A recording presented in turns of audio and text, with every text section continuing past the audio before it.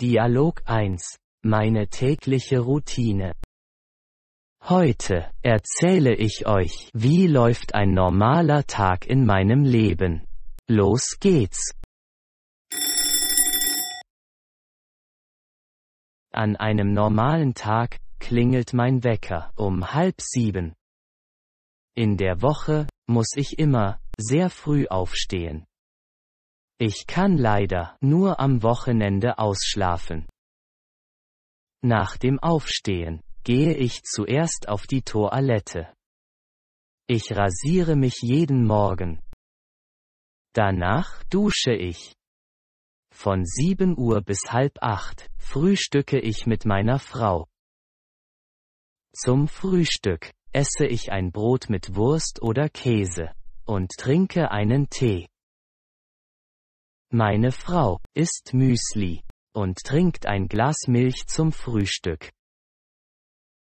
Beim Frühstücken höre ich die Nachrichten im Radio. Nach dem Frühstück putze ich mir die Zähne. Nach dem Zähneputzen ziehe ich mich an. Um 7:15 gehe ich aus dem Haus. Ich bringe meine Tochter zur Schule und fahre dann zur Arbeit. Um 8:30 muss ich auf der Arbeit sein.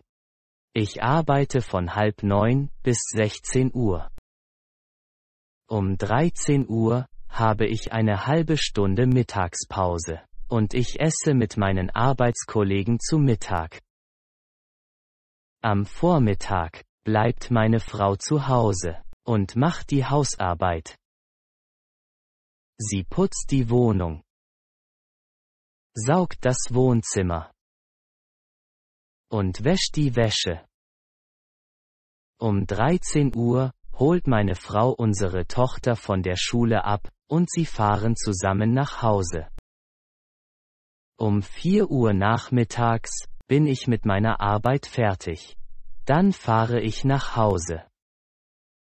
2-mal pro Woche gehe ich nach der Arbeit ins Fitnessstudio. Zu Hause ziehe ich mich zuerst um. Danach lese ich meine E-Mails. Ich surfe ungefähr 1 Stunde im Internet. Ich spiele auch oft am Computer. Um 7 Uhr abends bereitet meine Frau das Abendessen vor. Und dann esse ich mit meiner Familie zu Abend.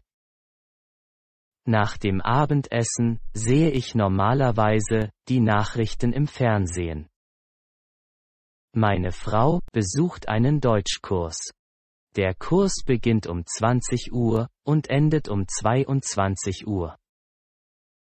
Vor dem Schlafengehen sehe ich gern einen Film oder eine Serie im Fernsehen. Danach putze ich mir die Zähne. Und um 10:30 gehe ich schlafen. Dialog 2. Lisa und Abdullah unterhalten sich über Gastfreundschaft. Hallo Abdullah, wie geht's? Hallo Lisa, gut, dass ich Sie treffe. Ich würde Sie gern etwas fragen. Klar, was möchten Sie wissen? Samstagabend sind meine Frau und ich bei unseren Nachbarn zum Grillen eingeladen. Das ist sehr nett, aber wir haben ein bisschen Angst, dass wir nicht alles richtig machen. Denn wir waren noch nie bei einer deutschen Familie. Das verstehe ich gut. Womit fangen wir an? Wann sollen wir dort sein? Wir wollen nicht zu früh, aber natürlich auch nicht zu spät kommen. Also, bei uns ist eine Verspätung von bis zu 15 Minuten in Ordnung. Später sollte man nicht kommen. Aber zu früh ist unhöflich, und ganz genau pünktlich stresst die Gastgeber auch ein bisschen. Ah, gut. Was können wir denn schenken? Wenn man jemanden noch nicht so gut kennt, ist es immer am besten, Blumen und eine Flasche Wein mitzubringen. Okay. Übrigens, zum Thema Wein. wir trinken doch keinen Alkohol. Denken Sie, unsere Nachbarn verstehen das? Natürlich. Vielleicht haben sie sogar schon daran gedacht, und bieten Ihnen gar keinen Alkohol an. Und wenn nicht, dann ist es überhaupt kein Problem, wenn Sie höflich ablehnen. Ach ja. Das mit dem Anbieten und Ablehnen. Wie ist das hier? Also, am besten sagen Sie ziemlich direkt, was Sie möchten. Wenn Sie sagen Nein, danke, bietet es der Gastgeber vielleicht kein zweites Mal an. Er sagt höchstens, wirklich nicht? Und das ist dann Ihre letzte Chance. Und die Kleidung? Was ziehen wir am besten an? Ein Grillabend ist nicht so förmlich. Ziehen Sie doch das an, womit Sie sich am wohlsten fühlen. Eine letzte Frage noch. Wann sollen wir nach Hause gehen? Beim ersten Abend vielleicht so zwischen 10 Uhr und 11:30 Uhr Abend. Aber ich denke, das merken Sie selbst am besten. Nun wünsche ich Ihnen einen netten Abend. Danke. Und Ihnen ein schönes Wochenende. Dialog 3. In der Apotheke. Guten Tag. Wie kann ich Ihnen helfen? Guten Tag. Ich brauche etwas gegen Magenschmerzen. Damit habe ich immer wieder Probleme, vor allem nach fettigem Essen. Haben Sie etwas dagegen? Also, rezeptfrei hätten wir nur diese Magentropfen hier. Die sind auf rein pflanzlicher Basis. Okay. Wie muss ich die einnehmen? Nehmen Sie 3-mal täglich 20 Tropfen mit etwas Wasser vermischt. Am besten vor den Mahlzeiten. Das sollte helfen. Wenn es nicht besser wird, gehen Sie aber bitte zum Arzt. Das mache ich natürlich. Gut. Das macht dann für das 20 Milliliter Fläschchen 6,49 € bitte. Moment. Ich bräuchte noch etwas gegen Husten und Schnupfen. Meine Freundin hat eine schlimme Erkältung. Okay. Ich hätte da diese Tabletten gegen die typischen Erkältungssymptome, wie Schnupfen und Gliederschmerzen.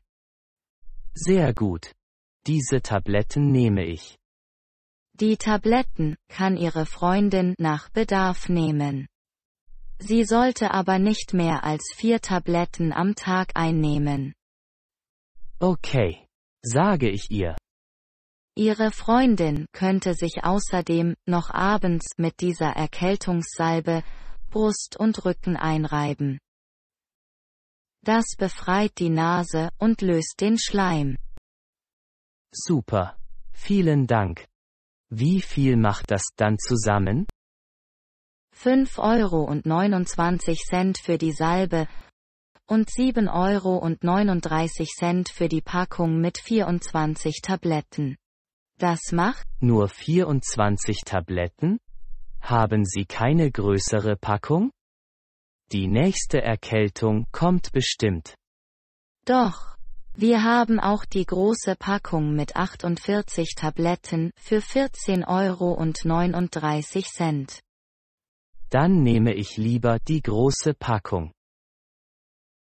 Das macht dann zusammen 26,17 €, bitte. Ich lege Ihnen noch eine Packung Taschentücher in die Tüte.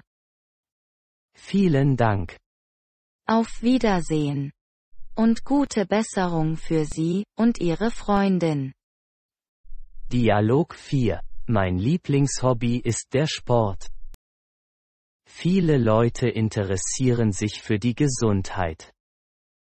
Sie finden heraus, dass sie für eine gute Gesundheit Sport treiben sollten. Meine Gesundheit ist für mich sehr wichtig.